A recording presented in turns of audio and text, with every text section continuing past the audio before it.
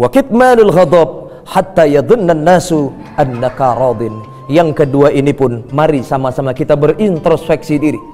Sudahkah kita memiliki karakteristik yang kedua ini? Apakah kita orang yang mudah marah di saat disakiti oleh orang lain? Apakah kita karakteristik orang yang gampang balas dendam di saat kita dianiaya oleh orang lain? Bukankah Rasulullah mengajarkan sifat yang begitu indah kepada kita? Pernah suatu saat dalam sebuah hadis Rasulullah menyampaikan, "Thalathatu man kunna fihi hasabahullahu hisaban yasira. Fa idza fa'alta dzalik fadkhalahu Allahu ilal jannati birahmatik." Ada 3 perkara jika manusia umatku bisa melakukan 3 perkara ini, maka insya Allah Allah akan menurunkan rahmat dari wasilah. Dia bisa mengamalkan 3 hal ini dan Allah akan masukkan orang tersebut ke dalam surga Jannatun Na'im. Yang pertama, tu'ti man haramak. Bersedekahlah engkau kepada orang yang kikir kepada kalian. Ini satu perbuatan yang tidak lazim pada umumnya manusia melakukan. Bersedekah atau berbagi kepada orang yang kikir, kepada orang yang pelit. Saya yakin semua pemirsa TV One dimanapun Anda semua berada, ketika Allah memerintahkan baik dalam Al-Quran maupun dalam hadis, santulilah anak-anak yatim piatu, bersedekahlah engkau kepada fakir miskin. Saya yakin termasuk al-fakir sendiri akan ringan tangan kita berbagi kepada fakir miskin. Namun jika perintahnya adalah tu'ti man haramat, bersedekahlah engkau, berbagilah engkau kepada orang yang pelit kepada kalian. Ini luar biasa, hanya orang-orang yang terpilih yang bisa melakukan itu. Kalau orang yang pelit, kebanyakan umumnya orang malah justru membalas dengan kepelitan yang sama, bahkan mungkin lebih parah dari orang yang pelit atau yang kikir kepada kita. Ini yang tidak dicontohkan oleh Rasulullah Sallallahu Alaihi Wasallam. Yang kedua, watasil fiman qata'an, sambunglah silaturahim kepada orang yang jelas-jelas memutuskan silaturahim kepada kalian. Ini pun juga perkara yang berat. Umumnya kita baru mau menjalin silaturahim kepada orang yang mungkin hubungannya baik-baik saja dengan kita. Namun apa yang terjadi di saat orang memusuhi kita?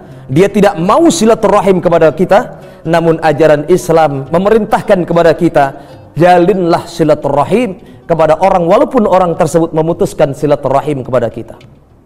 Ini jelas perkara yang tidak mudah untuk kita kerjakan. Justru kita kebanyakan manusia punya sifat dendam. Tidak sedikit orang dengan kasar mengatakan, kalau ente nggak mau datang ke rumah ane, jangan harap ane mau main ke rumah ente. Kalau ente nggak mau silaturahim ke rumah ane pun juga nggak bakalan mau silaturahim ke rumah ente. Ente, ane, en. Itu biasa anak sekarang seperti itu. Namun sekali lagi ini adalah hawa nafsu syaitan yang tidak perlu kita ikuti. Rasulullah malah justru mengajarkan kalimat-kalimat yang indah, sifat-sifat yang indah kepada kita. Bukankah Rasulullah berhasil dalam dakwahnya tidak lain karena beliau menerapkan karakteristik ini yang luar biasa, tetap menjalin silaturahim kepada siapapun walaupun itu musuh Rasulullah sendiri. Bagaimana Rasulullah dianiaya oleh pamannya sendiri, Abu Lahab, Abu Sufyan, Abu Jahal, namun Rasulullah tetap menjalin ukhuwah, menjalin hubungan baik kepada mereka. Karena bagaimanapun mereka adalah paman Rasulullah dan Rasulullah ingin menyelamatkan hidup mereka. Namun ternyata qaswatul qalbi, hati mereka keras, tidak mudah menerima kebaikan dan kebenaran yang disampaikan oleh Rasulullah sallallahu alaihi wasallam. Itu yang kedua. Kemudian yang ketiga, wa ta'fu amman dhalamak, memaafkan kesalahan orang yang jelas-jelas bukan kita yang melakukan kesalahan.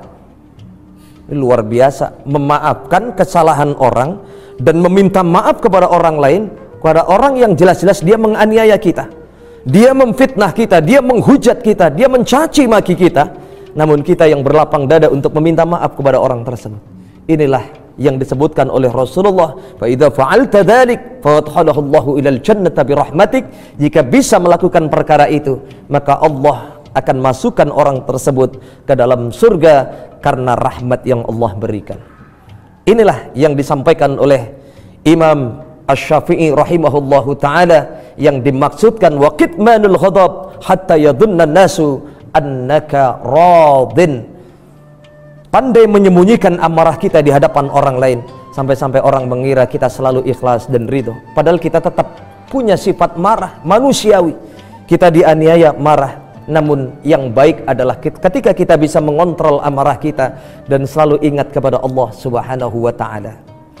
Hadirin pemirsa, Assalamualaikum Nusantara yang insya Allah dirahmati oleh Allah Subhanahu wa ta'ala. Kemudian yang terakhir, kata Imam Asy-Syafi'i rahimahullahu ta'ala, kalau ingin kita mendapatkan kemuliaan di hadapan Allah, marilah sama-sama kita berlomba-lomba untuk menerapkan yang ketiga ini. Wa kitmanu syuddati hatta yadhunnan nasu annaka mutana'un. Siapakah karakteristik yang ketiga ini yang insya Allah akan mendapatkan kemuliaan di hadapan Allah? Yaitu orang-orang yang pandai menyembunyikan masalahnya di hadapan orang lain, hatta yadhunnan nasu annaka mutana'un. Sampai-sampai orang mengira orang ini nggak pernah punya masalah dalam hidupnya. Padahal mustahil manusia tidak punya masalah. Setiap manusia pasti punya masalah. Namun kehebatan orang ini, dia mampu menyembunyikan masalahnya, dia mampu menyembunyikan keluh kesahnya di hadapan orang lain. Tujuannya tidak lain adalah supaya orang lain tidak dibuat repot, tidak terbebani pikirannya karena dia punya permasalahan dalam kehidupannya. Inilah yang harus kita terapkan bersama-sama agar kita mencapai kemuliaan di hadapan Allah Subhanahu wa ta'ala, yang insya Allah tiga perkara ini adalah perkara yang mampu dilakukan oleh orang-orang yang memiliki derajat ketakwaan. Inna akramakum indallahi atqakum. Orang yang paling mulia di hadapan Allah bukan siapa yang paling kaya di antara kita. Yang paling mulia di hadapan Allah bukan siapa yang paling tinggi derajat kita di dunia ini. Namun kata Allah, indallahi atqakum, yang paling mulia di sisi Allah adalah siapa yang paling tinggi kualitas ketakwaannya. Maka dari itu marilah sama-sama kita berlomba-lomba untuk mencapai tiga hal kemuliaan yang insya Allah dijanjikan oleh Allah Subhanahu wa ta'ala. Mampu menyembunyikan kemiskinan kita, mampu menyembunyikan amarah kita, dan mampu menyembunyikan keluh kesah dan permasalahan kita. Hadirin jamaah, Assalamualaikum Nusantara yang insya Allah dirahmati oleh Allah Subhanahu wa ta'ala. Sebagai kesimpulan yang bisa kita ambil adalah kita berkaca pada diri kita masing-masing. Dari apa yang disampaikan oleh Imam Asy-Syafi'i saat ini justru berbanding kebalik dengan situasi yang terjadi di abad ini. Bagaimana orang dengan mudah menceritakan keluh kesahnya kepada orang lain, bagaimana orang dengan mudah menceritakan amarahnya kepada orang lain, bahkan tidak malunya mereka menceritakan aibnya di media sosial. Saat ini kita sering jumpai orang murka, orang marah, berantem di media sosial, yang seharusnya media sosial dijadikan lahan untuk bersilaturahim. Namun apa yang terjadi? Justru mereka saling mengumbar amarahnya. Mereka mencaci maki di media sosial, tidak puas lewat Facebook, ditulis lagi lewat status Instagram. Kurang puas lewat status Instagram, ditulis lagi di WhatsApp untuk mencela saudaranya yang lainnya. Masya Allah, ini akan menjadi dosa jariah di saat kita terhasut dengan postingan-postingan yang akan menyesatkan umat manusia, yang akan memberikan efek dosa kepada siapapun yang terpengaruh dengan postingan-postingan tersebut. Mari sama-sama kita kuatkan iman Islam kita untuk bisa meraih setinggi-tingginya kemuliaan yang dijanjikan oleh Allah Subhanahu wa ta'ala. Mudah-mudahan kita semua tergolong hambanya yang mulia di hadapan sesama manusia, yang insya Allah pun juga akan mulia pula di hadapan Allah Subhanahu wa ta'ala.